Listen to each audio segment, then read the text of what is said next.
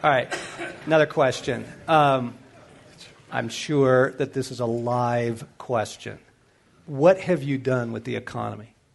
What has that done to you? What is that raising in you, and how are you dealing with it? Wow. John, I talked about, just getting a regular bill.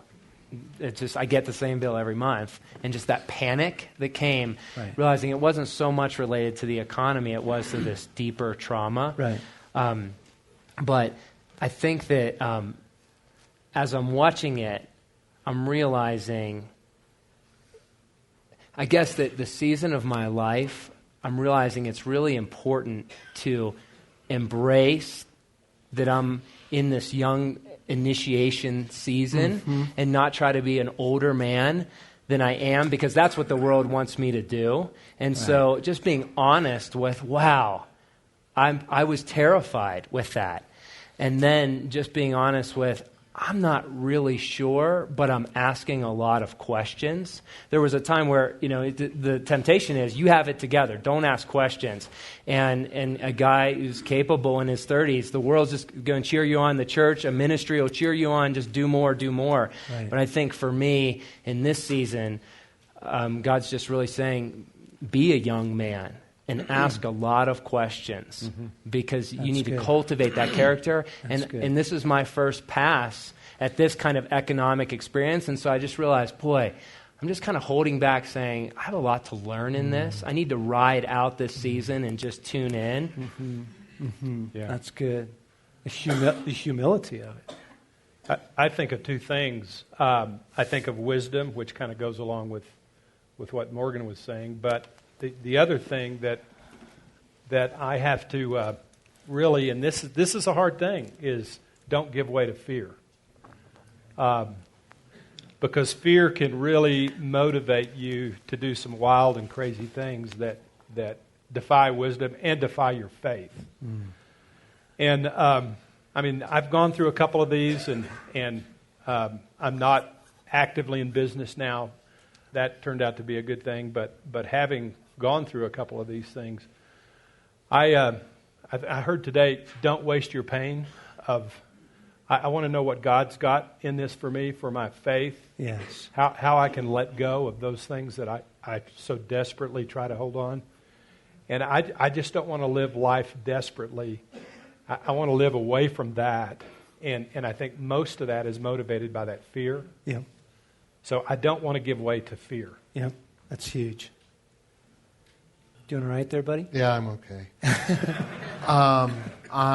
Gosh, so many things. Very briefly, it touches on my greatest source of condemnation, shame, self-contempt, even if maybe it's a tie. There's a couple. But I am so glad, and I am clinging to one of my encounters with God, throwing myself on the floor, panicked about retirement, money. I, too, have been through this a few times and apparently haven't learned anything. So I don't ask him questions. Yeah.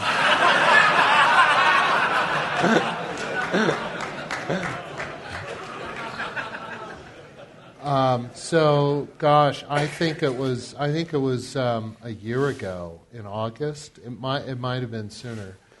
One of the things God said to me, Craig, with all the shame and stuff I'm feeling about finances and money, he says the problem isn't money; it's unfathered places in your life, and the answer isn't money. The problem isn't money. The answer isn't money. Walk with me. Let me father you. And then hearing from him the tender words of a father that, I care for you. As you stay in me, I'm going to take care of you. So I journaled that. It's probably one of the most worn pages in my journal. I just keep going back to that. Having said that, when this thing really hit the fan, at least in my mind, panic, terror, end of the world, economic collapse, It was Cinderella Man. When I see those scenes of the Depression, I look at that and I'm overcome with a spirit of fear. Yep. I don't know that I could deal with that. And so battling that with the very words of God, and in my battling of the fear, God, I think, is coming to me in some new, wonderful way, just taking away the fear, and I'm finding a security in Him I know I wouldn't be pursuing if it wasn't for this economy. Right. Yeah. So there's that ambivalence of I hate being in this place of utter dependence on God. Right. Right. Yeah. Which is what I most deeply want. Right. And which is reality anyway. Yes. You know, that's what the immediate exposure in me was, whoa, I shifted my base of confidence somewhere in the last 10 years. Yes. Over to have a little cushion, have a little plan, have a little backup kind of thing. And then life's good. And then I'll walk with God. I'm good. I'm trusting. I'm full of peace, you know? And then, the cushion's gone. Oh, the cushion's gone, the college savings, all of that. And you go, okay, now I'm exposed. Now nothing changed. It just, the curtain was drawn back. And what I'm trying to do, yes, no fear, but I'm trying to, okay, so the next thing then is you go from exposure to fear to scramble. Scramble, right? Put something together. Get some more writing projects. I got to get some more contracts. I got to do some more speaking engagements, that kind of thing. But then that goes directly against pace of life. That goes against my walk with God. That goes against everything I've learned, right? So suddenly now there's this collision of scramble or walk with God. And Father, what do you want me to do here? Step by step, and with financial decisions, but also with all those decisions that looks like, well, maybe if I did this little project, maybe if I did that thing, I can kind of, Lord, I want to walk with you. Yeah, and we live in this matrix that is very addictive. And something I've started doing just in the last few weeks is I've been fasting from watching the news every night. And because what I find is if I fast for a week, I come back, it's exactly the same stories. Nothing has changed. And I'm not saying I don't want to be informed, because I do.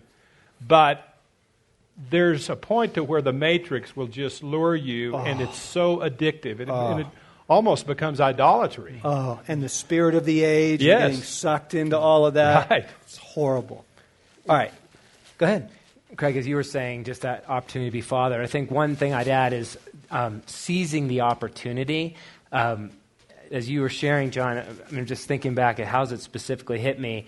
I've got a home that I'm thinking, do I refinance or not? This rental property that's not doing well. And so I'm thinking refinancing them. So Sherry's putting the kids to bed and giving baths and all that. So she's upstairs for about an hour. And by the time she comes down, the whole kitchen table is spread. All these, good faith estimates and city mortgage, ERA, and a couple empty beer cans. And I'm just like this. And she comes down and just goes, hey, what are you doing? And I just told her, I said, I know just enough to get me in trouble.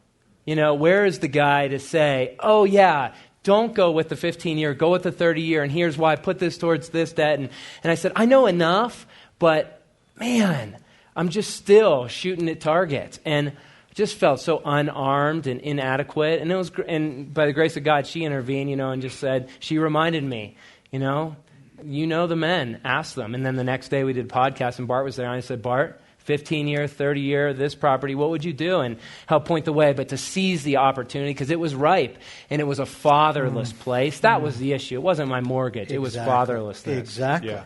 Exactly. Yeah. Thanks for joining the Ransomed Heart podcast. For more, come to our website at ransomedheart.com.